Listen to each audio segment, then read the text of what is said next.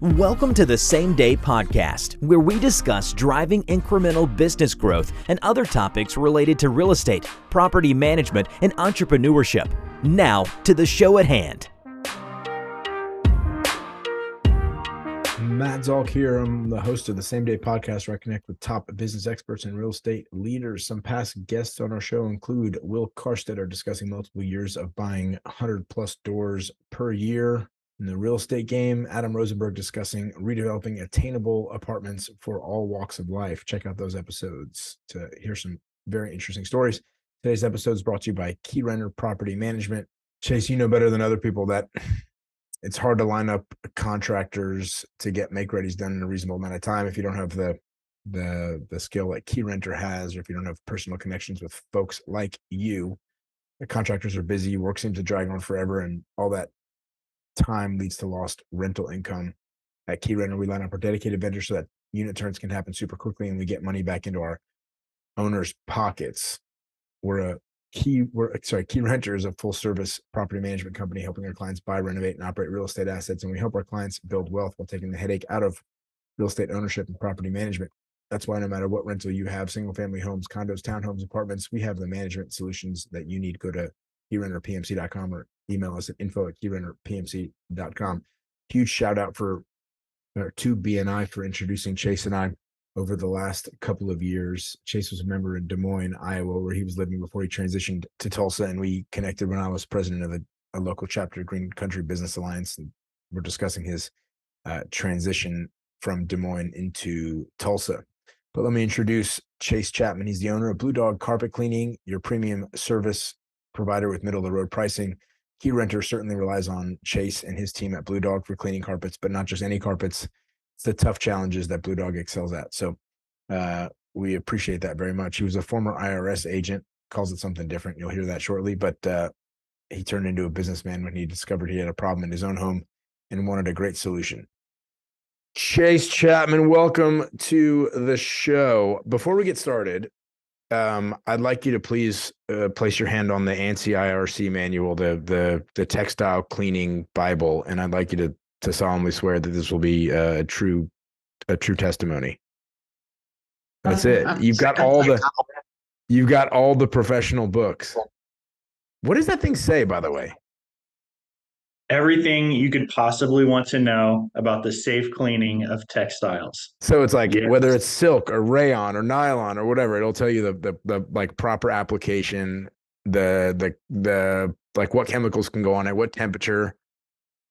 Oh my God, with color photos. Yeah, there's a love story in the back. About carpet? The romance. Actually, there's not. I'm sorry. I spiced that up a little bit. But there is so basically it tells us about the pH we want to use on different things, how to ruin wool, how not to ruin wool, stuff like that. It talks about carpet and upholstery. It's a long list of steps. Yeah. This is what you would study if you were going to get the IICRC certification and fly out and take their test. Wow. But we just keep the manuals and train off them. You don't need the certification. You just have the booklet. You have the notes. You don't really need the certification. This just sounds like a little bit of a step too far. One of the interesting things about carpet cleaning is that there are no requirements to get a license. There's no requirements to. It's amazing that there is a license. Yeah. It's completely at your will. There's no one requiring it. But as a result of that, because there's no requirements, you can call anything carpet cleaning. You can take a dustbin and a broom and go into a place with carpet and just call that carpet cleaning. And there's no one who could come out and be like, you know what, we're going to take away the carpet cleaning license from this guy. All he does is take out a dustbin and a little brush out of his pocket. He charges us $300, and that's carpet cleaning. He's a carpet cleaner. No one can dispute it. Yeah, I appreciate it. Let's Chase, let's start at the beginning. You weren't always so passionate about cleaning the surfaces we walk on. I want to understand kind of the history, where you started and how you developed this love affair. Well, I was an accountant for a long time, and I was an accountant in Des Moines, Iowa. and it was highly regulated. And I was like, you know what? I'd like to kind of try to move. And the first person that I talked to before I moved to Tulsa from Des Moines, Iowa, was Matt Zoll. Was Believe it? it or not, you're the first What? person I ever met when I was moving to town. Was Yeah. I a good representation of Tulsa? Oh yes. Well, you were better. Tulsa's but yeah, so when I was in accounting, I couldn't do anything that was regulated by accounting stuff. And our own dog had this thing where he would like stick his back legs up in the air and just take his front legs and drag his butt all across the carpet, and it would leave a mark. And it was embarrassing. And, That is you know, embarrassing. my wife's friends thought that was fine. But, my wife was like, oh, we have pets and that's just the way that it is. And while I was still in my accounting job, I was like, does it have to be that way? Do we have to? It smells nasty. There's got to be something that we can do. And I was trying to get out of accounting at about 8 years. They say that you either really love accounting and you stick with it, or you start looking for something new. And I was ready for some big power tools by the end of my accounting run. And I also had these problems in my living room, as you can imagine. And so I figured I wasn't the only person with a soiling issue and an odor issue on my carpet, just making it just, I noticed it every time I walked in the room. And Was you know, this like zebra stains? Was it patterned or was it zigzagged or it like was it was like connect the dots, but terrible. Yeah, this is the podcast is taking a turn. Sorry, folks. We're gonna get into some nitty-gritty, some dirty stuff about what you've seen. So this is just we're just whetting the appetite, so to speak, of our listeners. Okay, so you were like, So if you're there has to be a eating, better way. finish eating now. Get your eating done. That's right. Later in this podcast, you're not going to want to be eating. That's right. That's right. So you were like, there has to be a better way to live than with these pockmarked, smelly rugs. And what'd you do? Went out and bought a truck and started cleaning, or you went to Home Depot and rented a little washing device, or what? So this was 8 years ago. Blue Dog Carpet Cleaning's been around for 8 years, and we went out and bought a Rotovac 360i. It was a piece of equipment that does 175 passes per minute, 3 cleaning passes, 3 extraction passes. It's like a disc that swings around, and it's got a jet, an extraction slot, and a brush 3 times on it. So that But you power bought that tool, for your house so that you could clean your own house, or you were like, that's it. I'm starting a I business. bought it Let's do this. in the entrepreneurial spirit, but I was excited about the training aspects at my own house. Got it. The practice ground. Yeah, I'm like, I'm going to start with ground zero, which is here. And, we got the word out a little bit. There was a lot of interest. It turns out we're not the only ones who haven't had an odor issue at that time. That was causing kind of some relationship problems, or in the property management world, when you walk into a place that smells like that, or seeing the evidence is one thing, but olfactory sense, what we smell, is very linked to memory. So if you walk into a place and it has one of these telltale odors that's familiar to you, boom, your memory kicks in. You're right back in that situation. And usually, odor connection to memory is a memory of something not good, like a time when things weren't clean enough, a time when we were struggling so much that we had to work so much that we couldn't clean. Those types of time frames in our lives come to mind. If you like a rental house, if you walk into a rental house and you've got those odors, that's what Mrs. Tennant will think of. Yeah.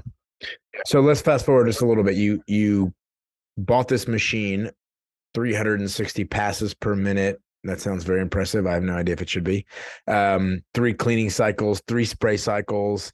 And then you were like, I'm off to the races. You established Blue Dog. You built a logo and started operating in Des Moines. Yeah, like 6 months of research. We buy the machine, we buy a portable. It was terrible. It was like the machine was good. The hand tool was great, but the way that we had suction and heat was really the question. And that's really the question you want to think about with carpet cleaners, is we're all kind of on this path of what kind of suction and heat and flushing can we afford? And so we had this electric unit, and it had to plug in the kitchen, and it had to plug in the room you were cleaning. So there are 2 power cables going all over your house. Had to plug in like sometimes a bathroom. We had to check the circuit, and then we had 70-degree water, which was incredible. And we would run it on this machine. Now, fast forward to today. I sold the Des Moines branch. We moved here. Wait, so does the Des Moines branch still operate? We sold it to a larger operator. Cool.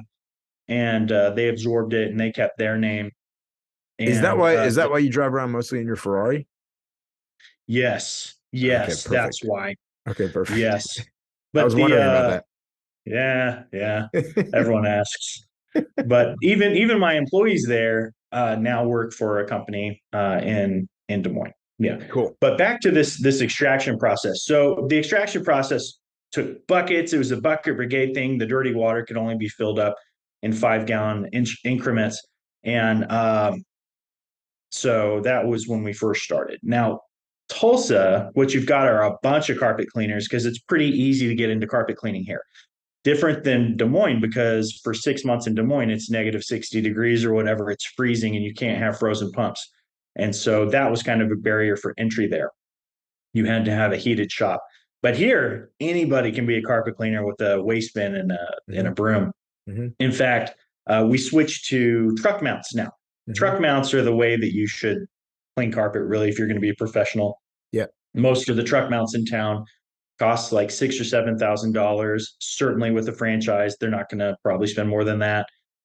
You've got a few one-man bands that have got the nicer truck mounts. Our truck, and they can go astronomically ridiculous with price on them. Just to give you an idea, $6,000 or $7,000 is the average truck mount. We've got a Butler system that's around $74,000, and we've got a Titan unit that's about $60,000. So we've really, no more power cables running through kitchens and stuff. We've got super powerful gasoline powered equipment sitting in the driveway, hoses running through the front door.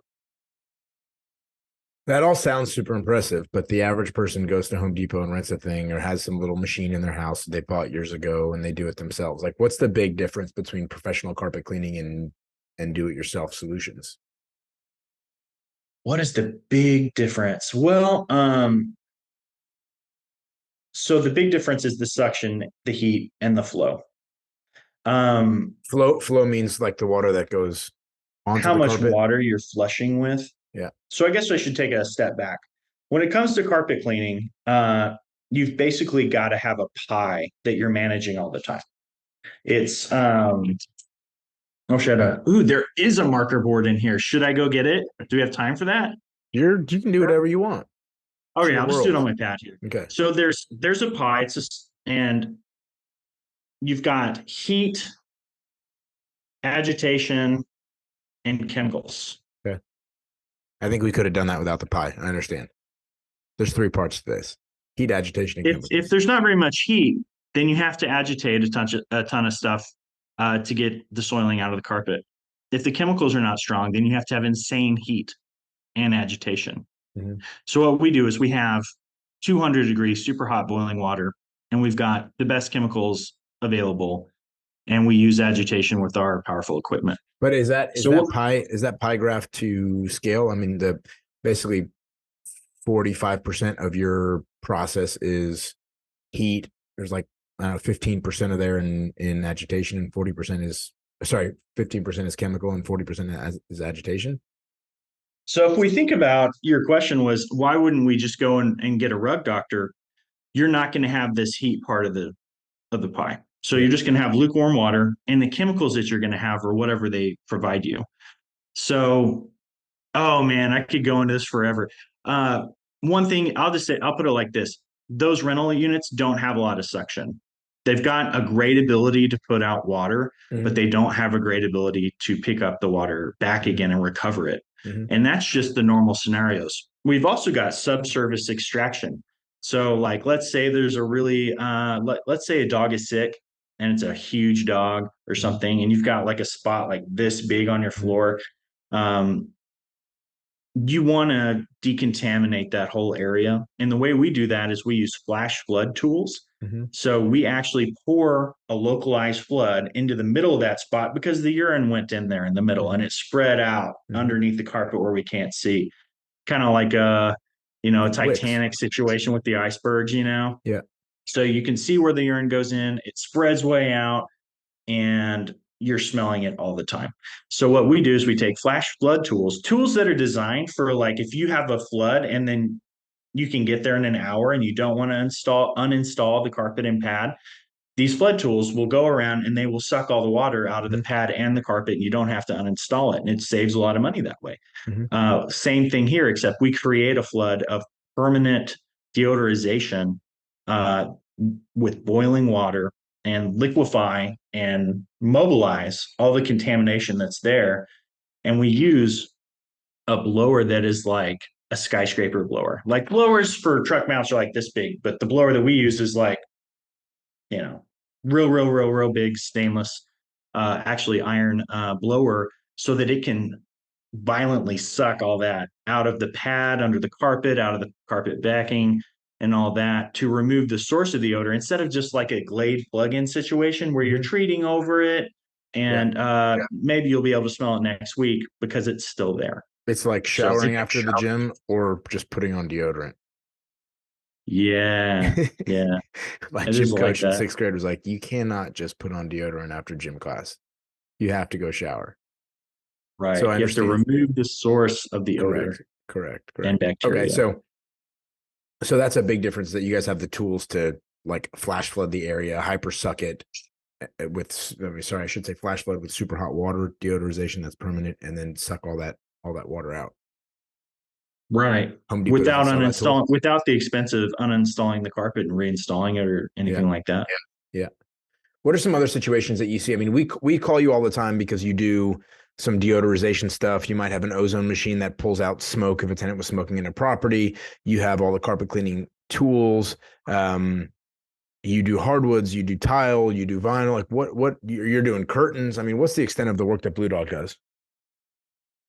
So, yeah, we do deodorization and carpet cleaning. So that includes vacuuming. We basically do all the steps in here for carpet cleaning, which includes dry vacuum. We vacuum all the little beads and all the little girl hair ties and all that stuff out. We get all the hair out that'll come out with vacuuming and HEPA filtered vacuuming. The HEPA vacuuming makes it so that you don't have to breathe all that stuff, and it doesn't just the skin cells and dust mites and all that It stuff gets doesn't contained just instead of just like recirculating back into flying the into air. the HVAC and Yeah. on you and on the walls and everything. So we get all that up, and then we put our pre-treatment on the carpet. Now we needed to vacuum all that because if you don't, then we'll get into some chemistry here. So if you have dust in the carpet, a lot of it, like maybe 2 years of occupied life has been happening there, and you got dust there, and you spray it with pre-treatment, that wetness on the dust turns it into mud. That's chemistry, yeah. And Wait, it hold on. Is this it assuming that somebody lives there for 2 years and doesn't vacuum the floor, or assuming that they don't vacuum the floor with like an industrial grade vacuum? it's assuming they don't have professional carpet cleaning Got done it. every Okay. 6 months or more. Okay. So they could even vacuum regularly, but all that stuff's going to go deep down on the carpet. We know this is an issue because carpet manufacturer warranties are tied to hot water extraction cleaning, which is another term for steam cleaning. So even if you got brand new carpet, you'll look at your warranty, and if you don't clean it within 12 months, uh, you'll lose your warranty on your new carpet due to Wow. not steam cleaning, which is Wow. the service that we provide. Wow. Yeah, but all that stuff, all those steps are important and they're easily cut out. Like a lot of carpet cleaners, if you know one, go out to the truck and ask to see their dry vacuum. They probably don't have one because it about doubles the time of carpet cleaning. But then you're not spraying carpet cleaning solution on dust and hair and stuff that could have easily come out. You're actually spraying your solution on the carpet fibers, which is what you want to do. You want to make those fibers slick. You want all this stuff that is trying to get permanently stuck to the fibers, stuff that's trying to impregnate permanently the fibers. You want to get all that stuff separated in solution, and then you want to blast it out with high pressure boiling water to remove as much as you can. Now, if you don't vacuum, the weight of all that wet contamination, the wet hair, the wet skin cells, the wet dust, it really weighs everything down and takes up all the cleaning solution, and it won't come out like that. Gross. You can spray it all day and run your wand over it. It won't come So out. years ago, we had a client, I just called him Depressed in Denver, because he had moved from Denver. He arrived at his house in Bixby. It was this massive house that he'd purchased sight unseen. And his wife, who had driven this, 12 hours from Denver or 9 hours from Denver or whatever else, sat in the car crying as they pulled up to their house. And Jeff, I shouldn't say his name. Well, I said it now. And Depressed in Denver went in.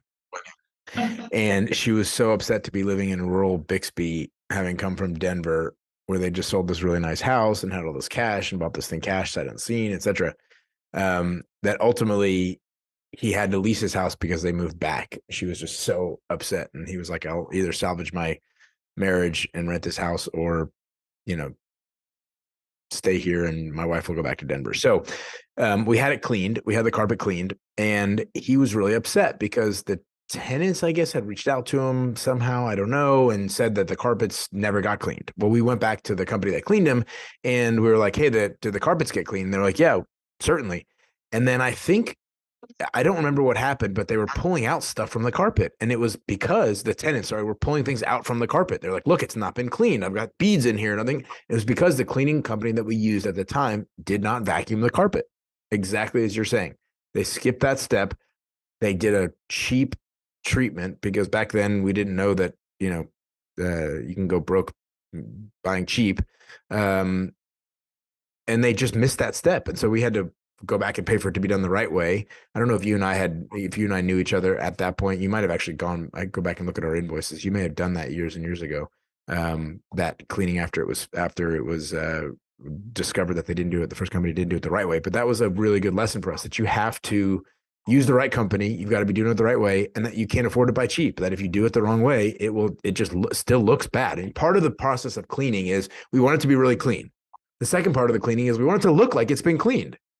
Those lines in the carpet are good until somebody actually steps on them and ruins the lines, and then starts pulling out beads from the last tenant, or glitter from the last tenant, or hairs from the last tenant. And if it wasn't vacuumed, that becomes really problematic for us. People know that it was a cheap job. So I agree with your process of doing the full vacuuming and the HEPA vacuuming before you spray any chemical. Yeah, so there's a thing. We used to have a housekeeping company too. And in housekeeping and in carpet cleaning, I don't know if I'm giving away industry secrets here, but there's a couple different kinds of businesses out there.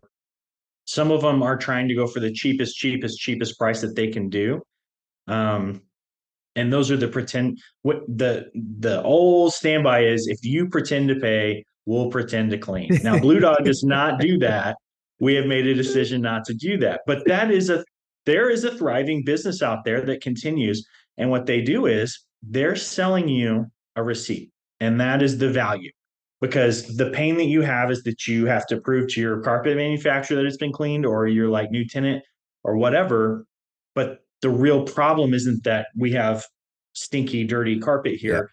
Yeah. The problem is that we need to supply a certificate that something happened.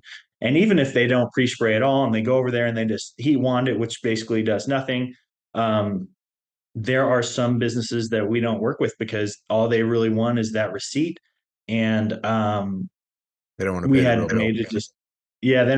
They don't want to pay the real bill, but they also aren't motivated by having it be really clean and deodorized. That's not what they are looking for. And so the relationship works.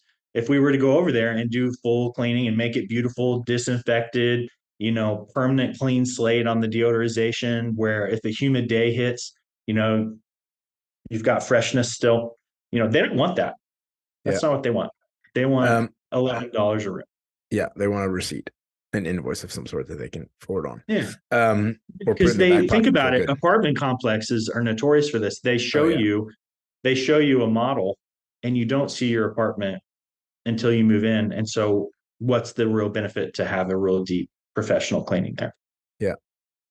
Let me ask you, you and I have walked a bunch of properties and have been like, whoa, I don't know if that stain's going to come out. bright pink. I can think of one on West Mobile, like bright pink marker and stuff. What have you seen in your day in terms of stains? Let's talk about some nasty experiences. Are you prepared to talk about some? Are you prepared to talk about some of this? I can tell you, we can talk about our clean out crews also that go in and find, desiccated possums in houses and things like that. So we can go. Let's go. I've got stomach for it. Okay. Let's go. Maybe the worst couple that I can think of were single guy. Maybe it was a couple of weeks after he died that we didn't know. Oh, he had his kitchen behind him, and he used the attached carpeted dining room as an office. okay. And so what he did in his final moments is he was sitting at his office, and he turned his chair around to go into his kitchen vinyl, and he slumped out of his chair, face first, and died. So the coroner takes the bodies away, of course, but he had been there a while, and so when the coroner picked him up, like his skin from here to here, Ripped off, including part of his scalp, was still attached to the kitchen linoleum. Oh my God. We got more. I mean, if you want stories, God. I don't even think I did these things and I didn't even tell you. So, oh my God. So we, he had. Wait, this was one of our properties? Oh, yeah. Oh, wow. I didn't even realize. I can think of a couple of deaths in properties. I don't remember this one. Wow. Okay. During the pandemic, there were a lot of suicides, and they have died down. But there were quite a few. Everyone at home's like, oh, yeah. But during the pandemic, there was a lot of that. But so you had to pick up the blood and guts. I mean, in that scenario, wouldn't we change the carpet? I guess an owner has final say, but wouldn't we change that flooring? That's like a hazmat thing. Yeah, I tore out the carpet and the pad and kind of made it ready to be able to have normal contract. So our job is to take the hazmat risk away, to take away any of remains that are still there, clean all that up, use his non-skid. He had what do you call it? A spatula, non-stick spatula. I bet he didn't think it was going to be used on his face. But this podcast has taken a turn for the worse. Okay, all right. So there was that, and we can move on. Next story. And Let's do one more. And there was another guy who hanged himself over time. And so we one of our tore houses? all that out. Is that also our house? Oh yeah. Oh my God. So somehow these aren't making it up to my desk. I definitely remember one in Owasso where a guy was dead, and I was there when we were I definitely saw it. I guess we ultimately dug in enough, maybe looked through a window or something, and they called the cops and they called the coroner. I wasn't there when the coroner took him out, but I was definitely wearing the cop when we went in. Anyways, I've seen a few, but there was one guy when we owned an apartment complex years ago. We managed it very, very early on in 2017, 2018. There was a morbidly obese couple in an upstairs apartment, and the floor was weak from their just constant. They were really heavy, and they were just constantly sitting, and I just weakened the floor somehow. But they would sit and play video games all day, I don't know, whatever, computer games. Mm-hmm. And they'd sit on a bucket and use the buckets as the toilet also, so that they wouldn't have to get up and go to the actual bathroom, which was absolutely horrendous. And I don't recall who did the clean out afterwards after they were finally evicted, but that probably would have been a bad one. Yeah, it gets bad. But mainly what we do is we tear out all the stuff that's been contaminated, and we leave it for the put back and everything like that. We also do water damage restoration for you, but we more do coordination for that. So we find partners that are communicative and work with what we need to have happen, and we help with access and all that stuff. One time we walked in, and these are more restoration stories. I'll give you a carpet cleaning story here in a minute. But one time we walked in, they're like, hey, can you clean the carpet of this apartment? And we're like, yeah, sure. And we go over there, and there was an unintended water feature because the upstairs tenant, who was not the same owner, had a water tank, and it busted. And so water was coming in through the ceiling. And so this was like a condo unit of some sort. Yeah. Wow. Yeah. So we dispatched emergency services for that to go and put a kiddie pool there to start with, so limit liability from because again, that water had to go somewhere and this was not the ground level. And Yeah. so we mitigated like, what's the risk here? And the water going down into the level below was a risk. So we worked on that and then tearing everything out and drying it out with the restoration partners that we have. But with carpet cleaning specifically, because I think we're kind of trying to talk about carpet cleaning today, even though we do have so many services that we provide to Keyrenter, kind of because we're a last step. We're the last boots on the ground. We look around, we take pictures of stuff that's not carpet cleaning Mm-hmm. that might hang you up at the last second in those critical first moments when the tenant's moving in, like a fan that's just like shaking like crazy. Yeah. When we clean a room, we turn on the fan when we're done because we want it to dry fast. The faster it dries, the more successful the carpet cleaning is. So we'll turn on a fan. As a carpet cleaner, one of the things we do is we take a picture of that fan, be like, hey, this fan is problem. It's probably not safe or what have you, because things happen. And there's so many of these houses that we understand that us being on site, there's Really value helpful. to that other than just carpet. And Yep. so we do that. As far as carpet and deodorization, we ozone properties. Ozone is interesting. It's a gas. Like there's a emitter that we've got that's an 8,000 kilowatt emitter. We plug it into the power of the unit and it fills up the unit with ozone gas. And there's been some confusion on this, so it's probably a good thing to talk about. It's not a spray, it's not a topical, it's a gas. And what it does, it's heavier than air, so it fills up the structure like a glass of water. So if you imagine a glass of water being poured, you can see the water going in. Mm-hmm. What we don't think about a lot is that the air is being displaced. Mm-hmm. So it's real dangerous. You can't have somebody go in there and right afterwards or anything. We can't really do it on connected units. But what you're saying is if you're going to go in there, you have to take a straw and breathe from the top, the very, very top. Yeah. Okay. It's very effective though. I mean, it's great with cat smells and smoke smells. I guess the O3 molecule has an extra electron that's just trying to go out there and neutralize Fine stuff. Odors, fine stuff, odor sources, and it goes into the walls. It goes into the sockets. It's really incredible stuff, and it kills bacteria. I mean, it's like really intense. Wow. As far as carpet cleaning, we normally will do a contact deodorization, and it's not like a Glade plugin. It actually finds and bonds with odor causing sources and molecules, and then we extract it out. We don't leave it. A lot of deodorizers are like $14 a gallon or something, and you dilute it and you spray it on stuff, and it smells like bubblegum after that. Great. Maybe for a couple days it'll smell like bubblegum because you sprayed a fragrance on it. Our stuff is much more than that. It's more expensive for the chemical. It's more picky for the application. But if we do it right, and we normally do, I mean, it's not that hard once you know what you're doing and you're willing to pay for the chemical. But that smell, that odor, as long as we can make contact with it, it goes away and it stays away. So that it's our customer's favorite and least favorite at the same time because it's a little more expensive than like a fragrance, but it's their favorite because after the tenant moves in and stuff, they're not going to call back for emergency deodorization in their living space with all their furniture and kids and life going on. Yeah. What can some of our best tenants and what can any listener that's not a tenant that owns their own home that wants carpet cleaning, on a regular basis, what can they do between services that helps prevent deterioration of their carpet, smells, other things? I mean, logical things that are normal. Let's not talk pets wiping their rear ends on carpet, just like basic stuff. Your kids are running around, there's a little bit of dirt. What can they do to keep their carpets clean between servicing? If it makes sense off of a hard surface, so let's say you've got like a linoleum or a tile, and then you've got carpet that you're walking onto.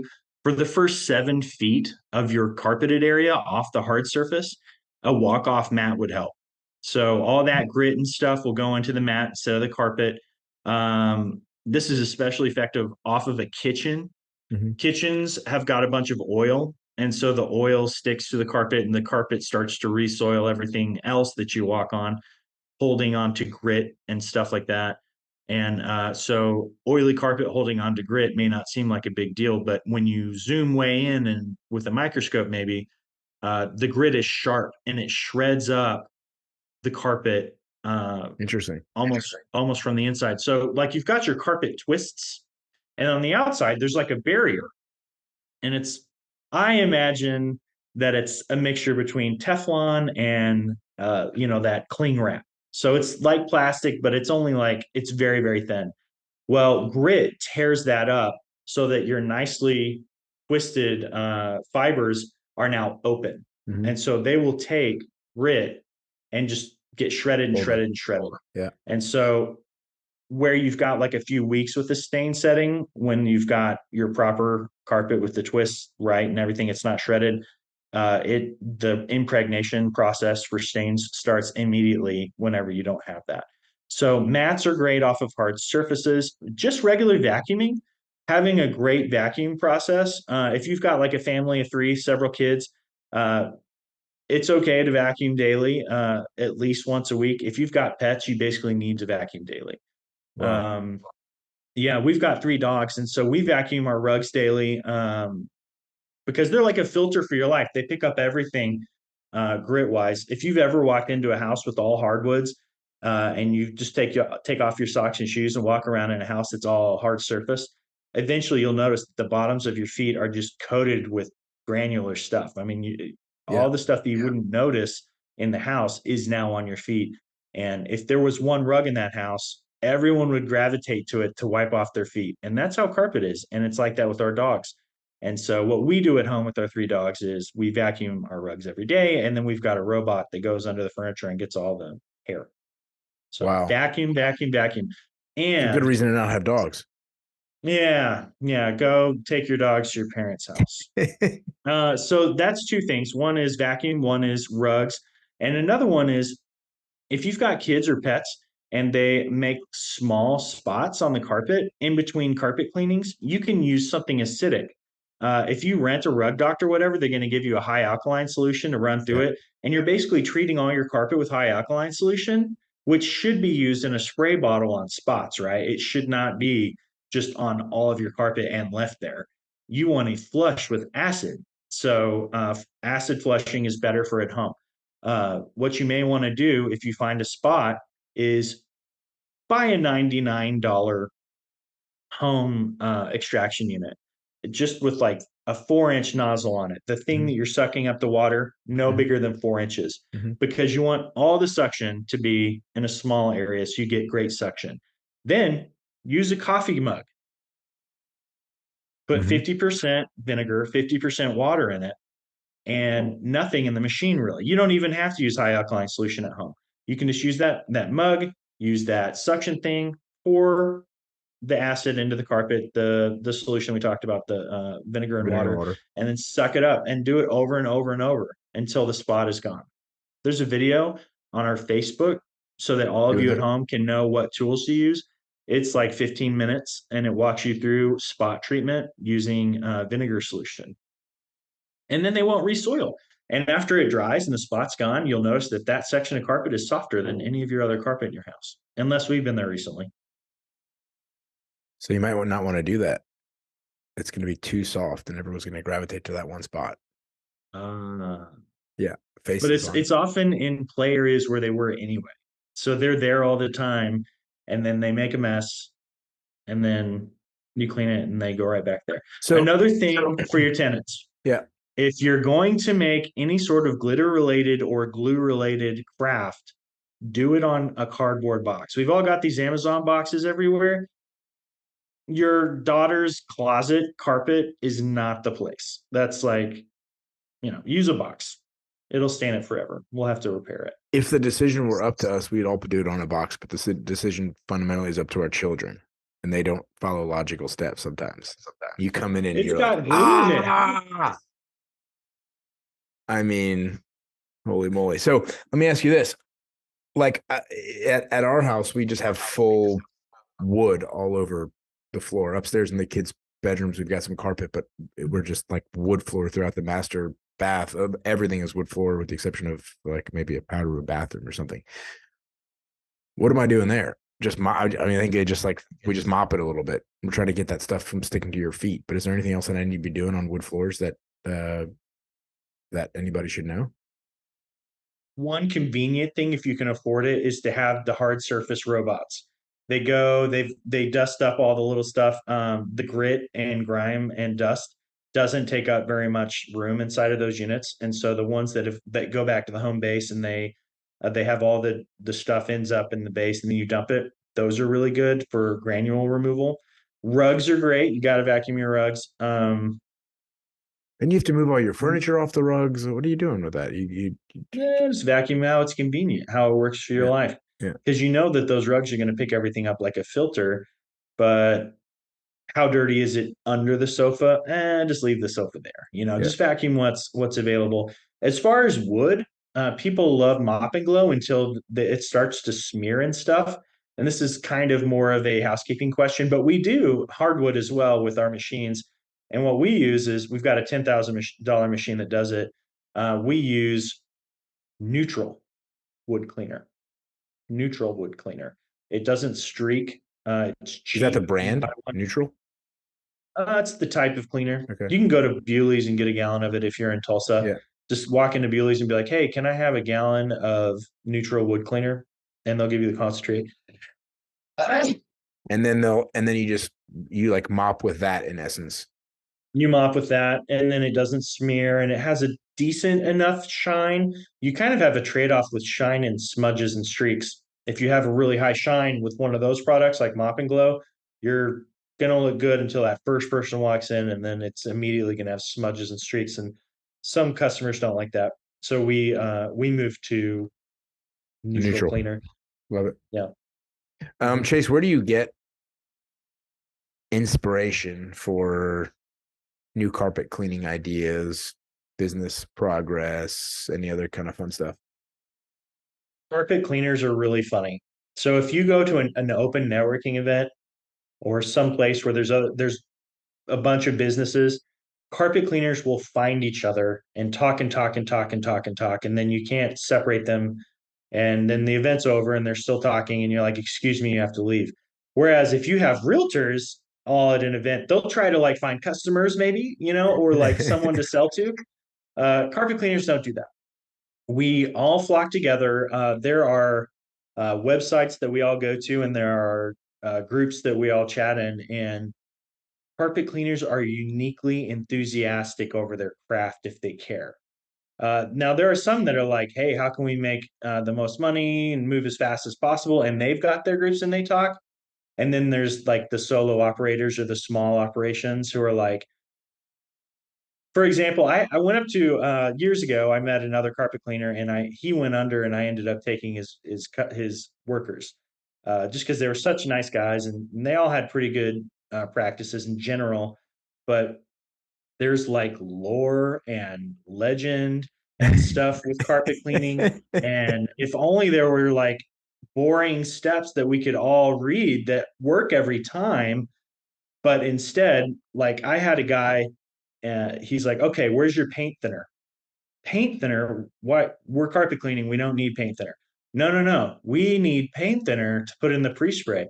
And so somewhere in legend, someone thought that, hey, paint thinner works really well. And I can understand why, I guess, but it eats that filament that holds your twists. The cling wrap. So you don't want to use it. So for those of you who are missing it, a carpet cleaner thought it was a good idea to use paint thinner applied to the carpet, which is terrible. It's really toxic and dangerous. You don't want it on you. You don't want it on your truck. But things like that happen with carpet cleaning where, there's beautiful marketing in carpet cleaning. Have an enzyme. It's going to eat all the bio and it's going to be like magic. Well, enzymes are like what's in our spit. Do we think really that we could market a product that's like this powder you spray on the carpet, and now like the enzyme activity that's happening with your spit is now happening in the carpet? Is that likely to happen for $14.99? I don't think so. I just don't believe it. So like what I do is tried and true practices from the tried and true NCIRC manual. The whole way, all the way, every time. Heat, agitation, and a little bit of chemical. Heat, agitation, the right chemical, no magic, no painting supplies.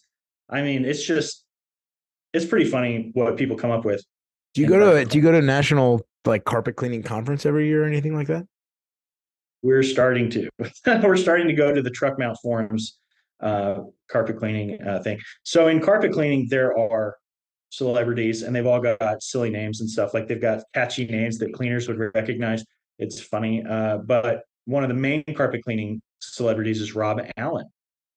Who's And that? so he's a carpet cleaning celebrity. He's got, he's I huge. thought you He's were going got to a say something like website. Tim the Toolman Taylor or somebody that we all might recognize. Carpet cleaners have got people like that we all recognize because Yeah. we've all got our carpet cleaning celebrities. And Rob Allen is one of the big ones. So he started with his carpet cleaning company and then he got ripped off with weird equipment. And then he started selling equipment on his forum and he offered training and all sorts of stuff. So, I mean, that's one place where a bunch of carpet cleaners go together. Um, and there's a bunch of Facebook groups, but mainly I read The ANSI. ANSI, the ANSI, IICRC manual. It's $100 manual and it's not sexy and there's no marketing, but it works. So we do it. Before we leave, let's talk for a second about Bong, Business Owners Network Group. Is it networking? Network? What does it stand for? Business Owners Networking Group. How many people are in that group now?